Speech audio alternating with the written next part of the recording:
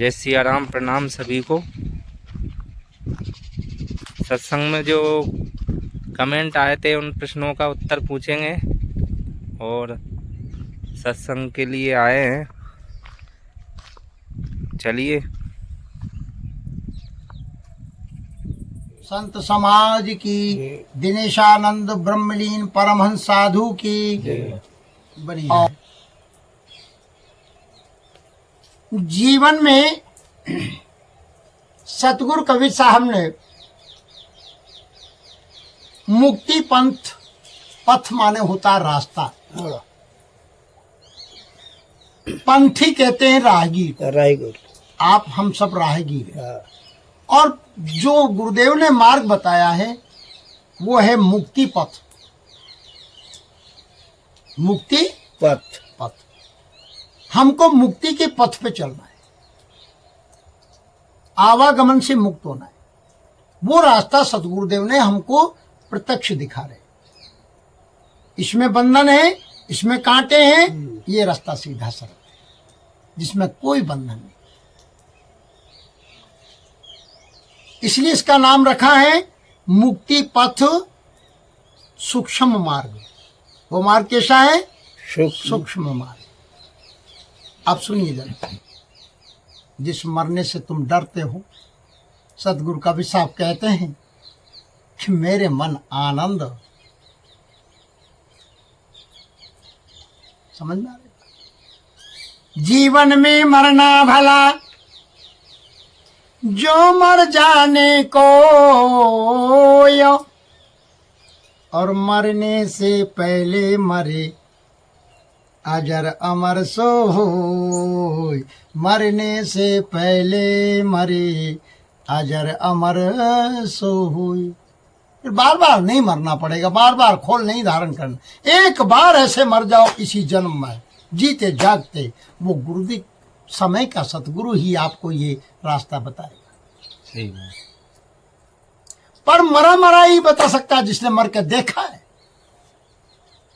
रोजाना मर के देखा, 3.5 घंटा में तुम मर गए। जब शून्य यहां से 16 शून्य पार कर जाए शरीर, तो आप मर गए। और आप मरे नहीं, अमर हो गए।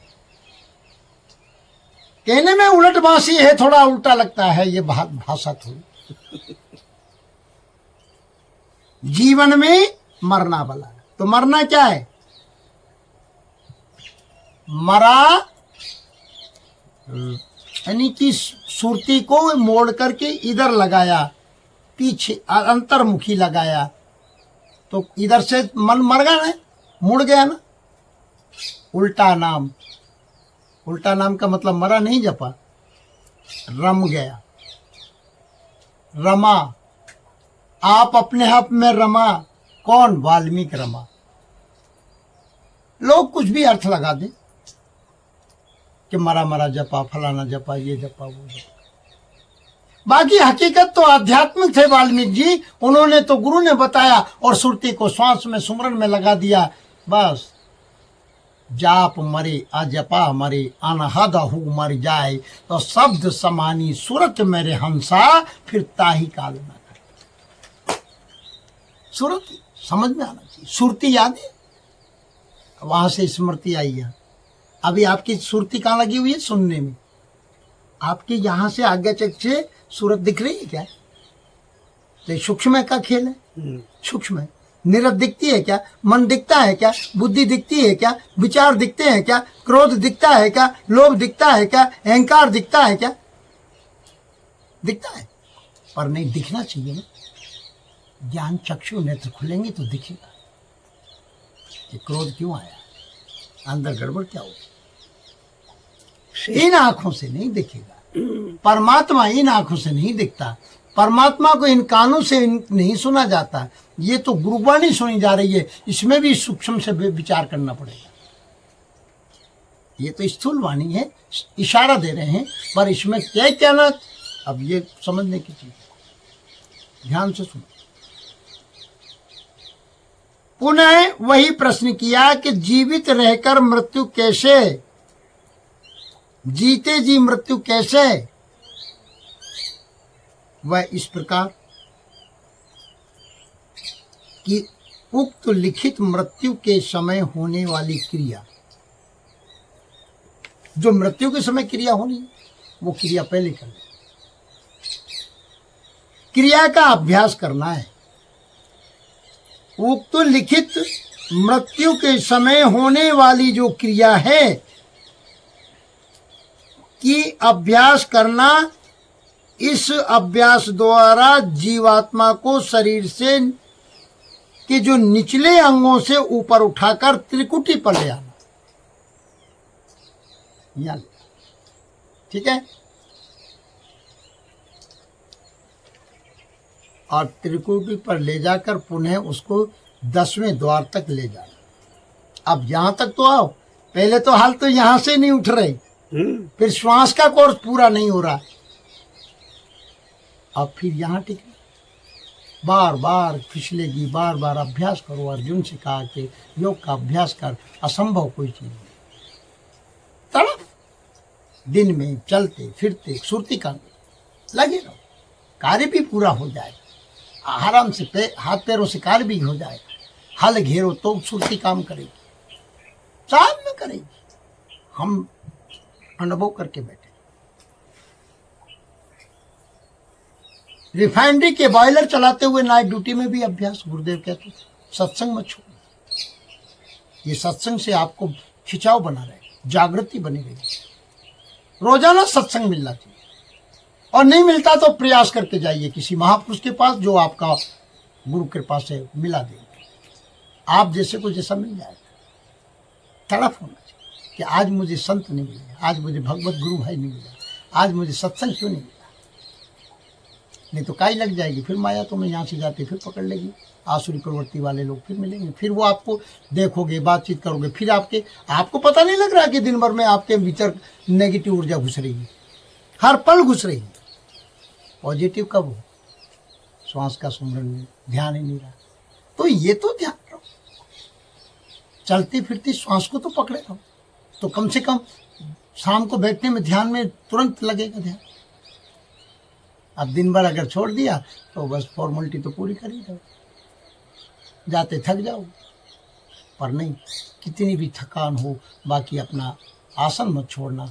आधा घंटा 15 मिनट फिर रिलैक्स हो जाओ, फिर रात में उठ जाओ, जब चाहे नींद खुल जाए तो सहज में सुमरन चालू। सुमरन मत छोड़ो। सुमरन कैसा? अब 10वें द्वार तक की बात कर रहे हैं, ठीक है। यदि हो सके तो 10वें द्वार को भी फाड़ करके ब्रह्मांडों में चले जाना। जाने का नाम है जीवत मृत्यु। फिर मरे नहीं, अमर हो गए, और तुम्हें सारा रास्ता समझ में आ जाएगा। बात समझ नहीं? ब्रह्मांडों में चले जाने का नाम ही जीवित मृत्यु को प्राप्त करना है। इस दूसरे शब्द में इसको सुरती योग कहा जाता है। सुरती योग, सुरत को जोड़ दो। अरे सारे घर में घूमो, कभी मूल आधार को देखो, कभी स्वादिष्ठान पे आओ, कभी मणिपुर पे आओ, कभी हृदय पे आओ, कभी कंठ चक्र पे आओ, कभी हाथों में घूमो, नाड़ी में घूमो, पूरे मकान में घूमो। है, सबको देखना चाहिए ना। मकान का मालिक है, ये मकान है, इसमें तो हम इस झरोके से देखें, चाहे यहाँ आकर देखें, पर पूरा गुरुदेव ने कह दिया कि आर से पार तक का तेरा कोई ये सब यात्रा कर लेना चाहिए, बाकी तू इनसे परे, ये सब तेरे से है, तू ये नहीं है जिसको तू देख रहा है। ये तेने ही रचना करी है, 5 तत्व की रचना। पर जीव उसकी देन है। जीव अविनाशी है, वो परमात्मा ने डाला और आपको मतलब वो योग भी करा दिया, और उस योग का तुम भूल गए। माँ सोती थी, भ्रूण पर क्रिया हो रही, पर क्या वास्तव में तुम सोते हो? कभी इसमें कौन सोता है, कौन जागता है? अगर आपका क्या नाम है जी? विजय, तो विजय जी को रात को आवाज दी जाए तो पड़ोसी तो नहीं बोलेगा विजय जी तो गहरी नींद में सो रहे थे, तो फिर कौन जाग रहा था जो सुन लिया? मन तो लीन हो जाता है सुरती अपने अंतर्मुखी होने के बाद, बाकी चेतन जीवात्मा जागता है। वो कभी नहीं सोता, और वो ही तुम हो। पर हम जानते नहीं, हम तो जागृत, स्वप्न, सुसुप्ति अवस्था 3 तो पार करें, फिर चौथी अवस्था तो गुरुदेव खींच लेंगे। नहीं, जब हम अंदर थे तब तो सब कुछ कर रहे थे, बाहर आते ही क्यों भूल गया? भूल गया ना, क्योंकि कारण है कि बाहर जो नए नई चीजें देखी, बाहर मुख्य हो गया, इसलिए यहाँ गुरु की आवश्यकता पड़ी।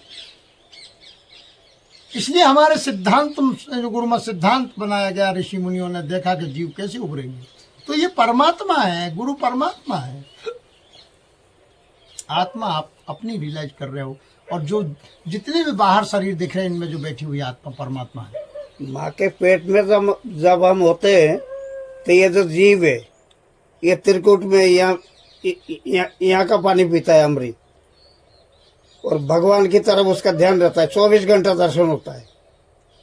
जब बच्चा बाहर निकलता है तो बाहर निकलते ही कोई बच्चा तो रो देता है और कोई बच्चा रोता नहीं है।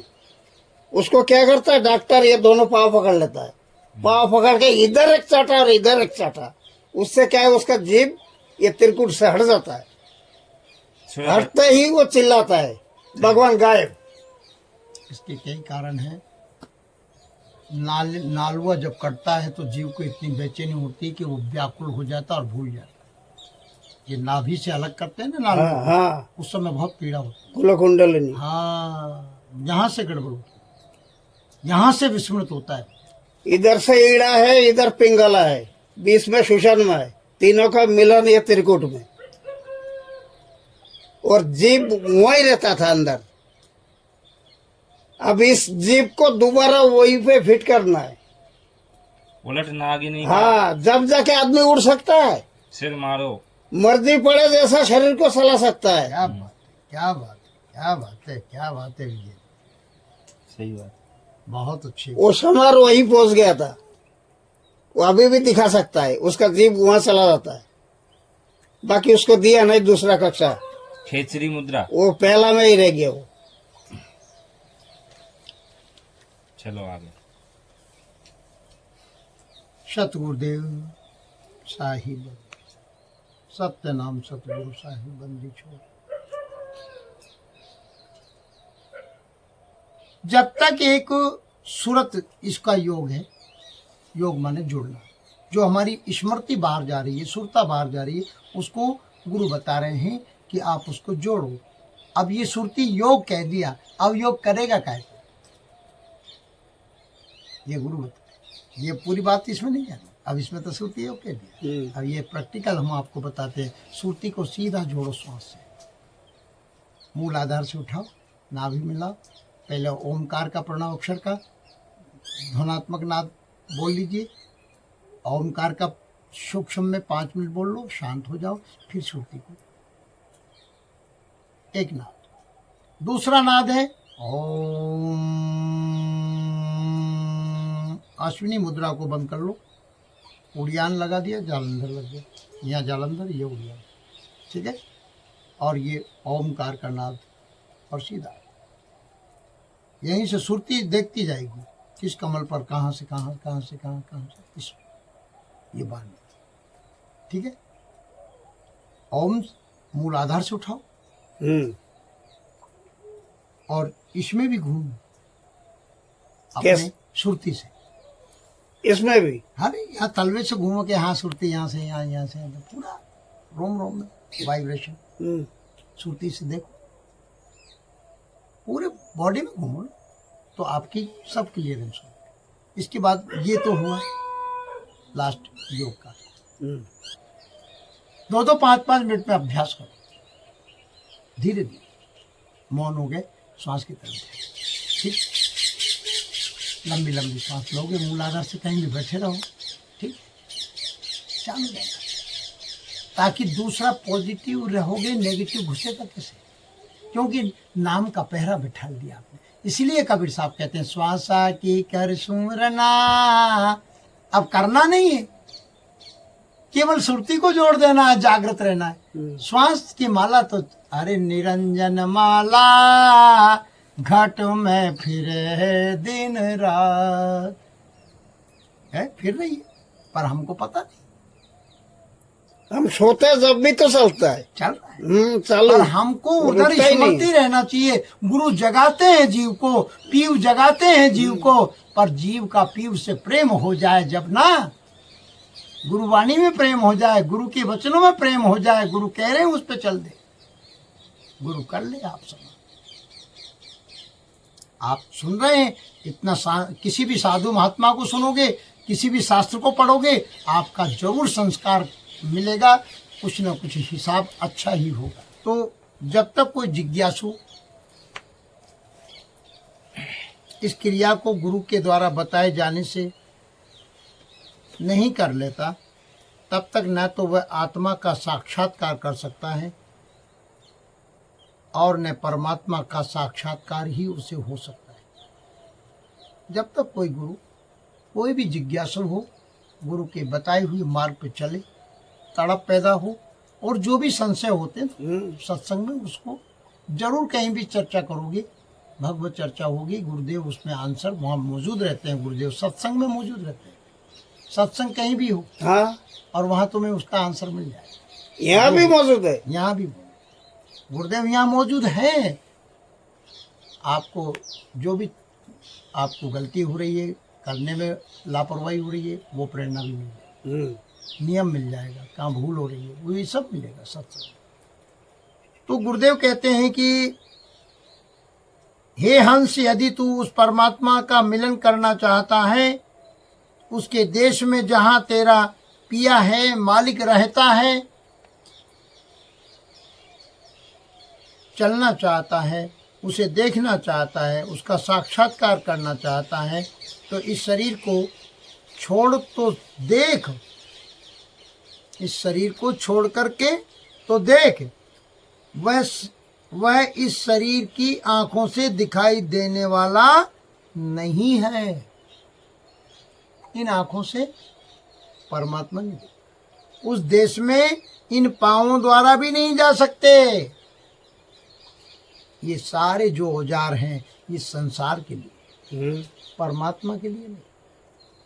परमात्मा को चल करके जाने का पैर अलग, देखने की आंखें अलग, उनकी आवाज को सुनने के कान अलग, हाँ। सारा सिस्टम उनका सूक्ष्म है। सूक्ष्म।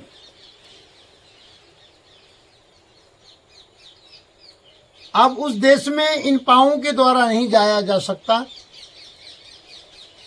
न वहाँ रेलगाड़ी है, न वायुयान चल सकते हैं। वहाँ का पंथ निराला है, निराला। सतगुरुदेव भगवान अपनी वाणी में कहते हैं, और वहाँ का पुरुष भी निराला है, जहाँ आप देखोगे, और उसके क्या वर्णन, वो तो परम पिता परमेश्वर है। इतना ऊर्जा, इतना स्वरूप, आहा।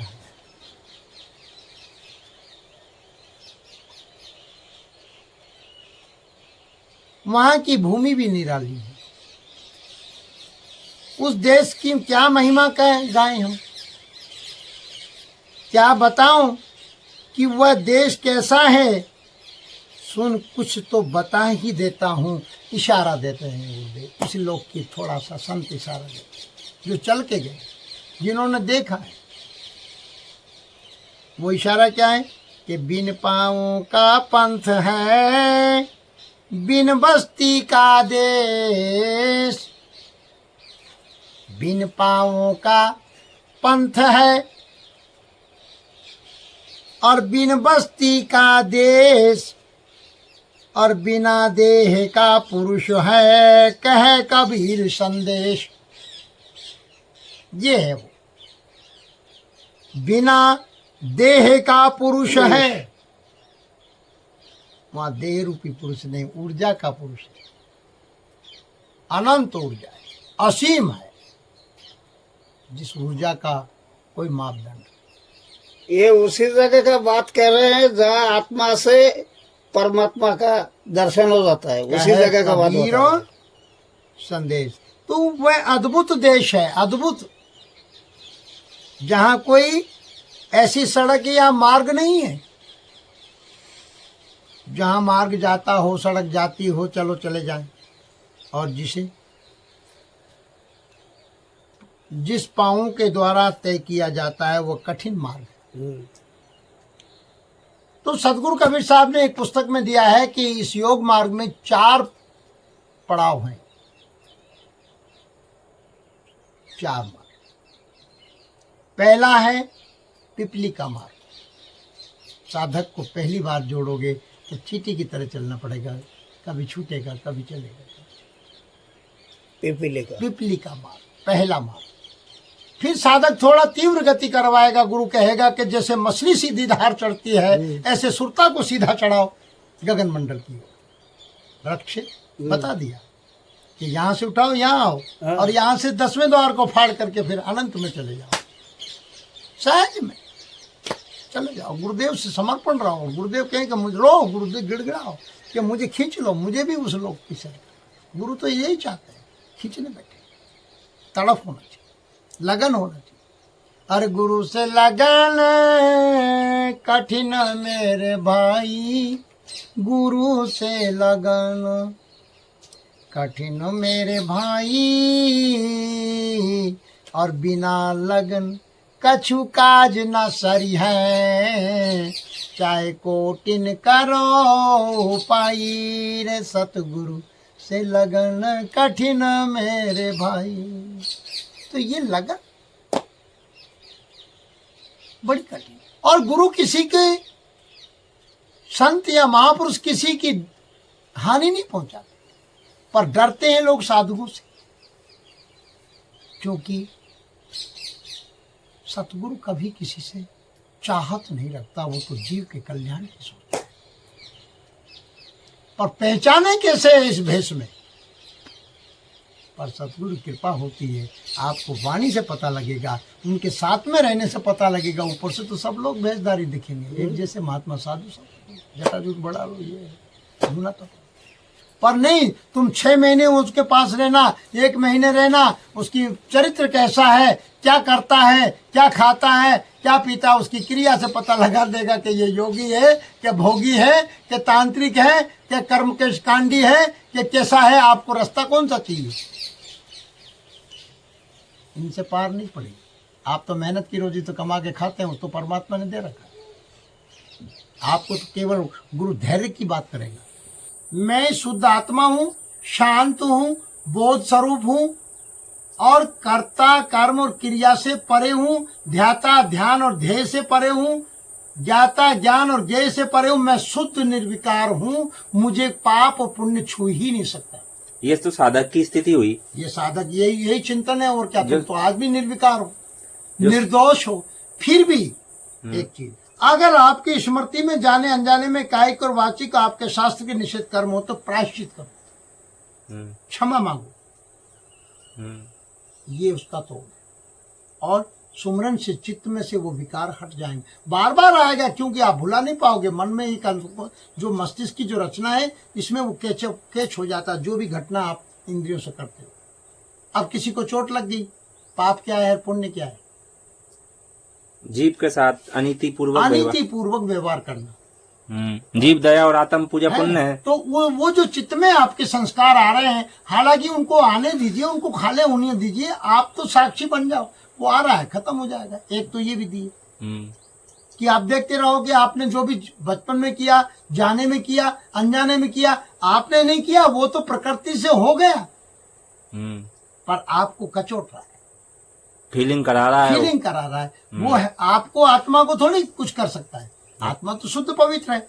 कि तो आत्मा की जो एक एनर्जी है, थॉट जो है, ऊर्जा है, वो मस्तिष्क में आकर के इंद्रियों को व्यवहार किया, आप में विवेक खो दिया, कामनाओं में उल्टा सीधा हो गया, व्यवहार में हो गया। ये प्रकृति का नियम है। इसके लिए बताए प्रायश्चित ही है सर्वोपरि। एक तो प्रायश्चित, दूसरी बात उसको मतलब जो है, जो आ रहा है उससे भयभीत मत हो। वो बार बार आएगा, लोग बार याद दिलाएंगे, पर आप दुखी होगे, कर्ता मान लोगे। आपको मान्यता छोड़ दो कि मैं तो परमात्मा को शुद्ध सात्विक सदाचारी हूँ, निर्दोष हूँ। आत्मा का चिंतन करो। आत्मा कभी भी मेली नहीं होती, केवल अंश है उसकी जो ऊर्जा आपके मस्तिष्क में, प्रकृति की जो रचना है, इसमें अंतःकरण में, चित्त में ये गड़बड़ हो रही है। तो इसको गड़बड़ को ठीक करने के लिए प्राणायाम, योग, ध्यान, और उसको बार बार हाँ। स्वाध्याय मनन चिंतन क्यों, निध्यासन क्यों करवाते हैं? नहीं ऐसा ये सही बात है क्या कि ये बताया है कि समर्थ गुरु उस कर्म की डोरी को काट सकते हैं, जो गुरु काटते काटे हैं, कर्म की डोर। तो काटने का मतलब ये है कि आप उनको समर्पण कर दो। हम्म आज से तुमने गुरु से कह दिया कि गुरुदेव मुझसे जो भी पाप पुण्य बना, पर अब गुरुदेव ये कहते हैं कि अभी का तो मेरे को अर्पण कर जा, पर आइंदा ऐसा मत करना, इसके बाद जो होगा, इसके बाद मत करना, फिर ऐसी भूल मत करना। जो भूल होगी उसको छोड़, उसको तो क्षमा मैं करवा दूंगा, उसको तो गुरु के चरणों में पटक दो। मत्था ठोकने का मतलब यही कि अच्छे बुरे कर्म हमने आपके चरणों में समर्पित। तो इसके द्वारा वो आगे की यात्रा कर्म, आगे की यात्रा यही है कि उसको वापस से मतलब अपने जो गुरु के बताए हुए मार्ग पर सीधा सीधा रास्ता चलना पड़ेगा, चरित्रवान बनाना पड़ेगा। अपना जो भी जो कर्म है आपका, प्रकृति का जो नियम है, उसके हिसाब से तो आप प्रकृति गुणों में तो बढ़ते ही, पर होश में जीना। अभी तक मतलब जो है कायिक, वाचिक और मानसिक कोई भी, फिर भी मेडिटेशन, सुमरन, ध्यान मत छोड़ो, स्वाध्याय मत छोड़ो, सेवा मत छोड़ो, सत्संग मत छोड़ो, ये आपको धुलाई करती रहेगी। ये कर्म काटने की विधि ये तो है। काटने की विधि है। निध्यासन, आसन, ध्यान, धारणा, सुमरन, स्वाध्याय, पठन, सुकृत कर्म, सेवा, तो ये तो करते रहो। और इसमें से रिटर्न की आशा मत करो कि मुझे कुछ मिलेगा, यानी चुक रहा है। हाँ, ये त्यागने योग्य नहीं ये है। तो ऑटोमेटिक साफ हो रहा है। और आप बार बार साफ हो जाता है, बार बार वही भूल करोगे तो फिर कैसे कटेगा? गुरु क्या करेंगे? हाँ, मन अंधा है। संसार में तो बहुत कुछ हो रहा है। चलो, सदगुरुदेव भगवान कहते हैं तो बिना पांव का पंथ है वहां पर, बिना बस्ती का देश है। अब वहीं तो टिकना है। बताओ, वहां कोई चेचे पेपे नहीं है, कोई ऐसा नहीं है। तो पहला पिपली का मार्ग, फिर आता मीन मार्ग, मछली का, जैसे सीधी धार चढ़ती है। तो आपका अंदर से रास्ता है, सारंग से, अंदर से। और ये आकाश कहते हैं विहंगम मार्ग। यहाँ तक आओ, श्वास का कोर्स पूरा करो, यहाँ तक समझो और ये अभ्यास करो। इसके बाद में यहाँ आओ और यहाँ से गुरुदेव कहते हैं मैं तो हर वक्त तुझे खींचने बैठा हूँ। और वहाँ शब्द गुरु है, वहाँ लाइट कौन काम करेगी? गुरु प्रकाश। निरत को आगे करो, सूरत बाद में लगेगी। निरत जगाओ। निरत कहते हैं अंतर्दृष्टि, वो दिखाएगी तुम्हें प्रकाश के आगे चलो। आवाज इधर आ रही है, इधर की आवाज सुनते जाना, इधर की छोड़ते जाना। यहाँ से जो आवाजें इधर आती हैं ये आपको अमर लोक की यात्रा करे, और इधर की माया में फंसाएगी। इधर का जो हार्ट है ना, ये माँ का है, ये मोह में फंसाता है। अर्थ, धर्म, काम, मोक्ष, वो उधर नहीं जाए, मुक्ति पंथ में नहीं जाए। ये माता का, ये पिता का। हाँ, तो इधर का चलना रास्ता, ठीक है। यहाँ से स्वामी जी कहते हैं। तो आगे कहते हैं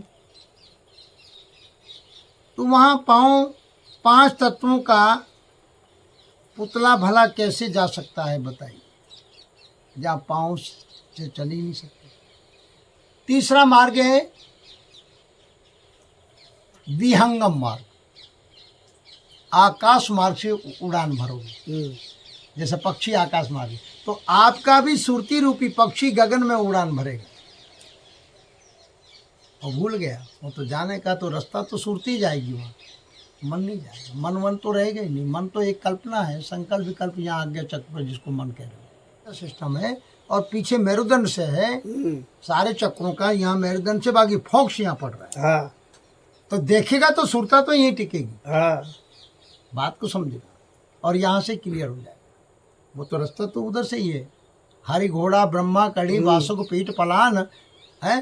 तो वासुक का मतलब कहते हैं कोई चद्दर वद्दर डाल दो। और ये वासुकी मतलब रीढ़ की हड्डी, यानी सर्प की आकृति, मेरुदंड।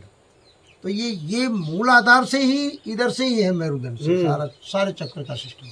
ये इधर से तो श्वास का अनुभव होता है जीव को। वो समझ रहा है मैं इधर से ले रहा हूँ, बाकी सिस्टम इधर से। सिस्टम इधर है, पीछे से एक कीड़ा, एक पिंगला। हाँ, सारा ही बीच में सुषमा, हड्डी के बीच में, हड्डी में से, मेरुदंड में से ही। हाँ, तो इसमें से बंकनाल भी बोलते हैं आगे। वो तीनों का मिलन यहाँ है मिला कुटस्थ यहाँ, पे। त्रिकूटस्थ इसको इसको कूटस्थ कह त्रिकूट दिया- भी बोलते हैं। इसको त्रिकूट कह दिया, आज्ञा चक्र कह दिया, हाँ। है छठा केंद्र कह दिया, संतों ने कई नाम दे दिए इसके। तो इससे ऊपर फिर शास्त्रार्थ महाकाश। और इसमें दिक्कत आएगी, इसमें गुरु की आवश्यकता पल पल में। गुरु की तो हर जगह बंदगी है, गुरु को तो हर जगह नमन करो और गुरु ही आपको आगे का रास्ता क्लियर अब आपका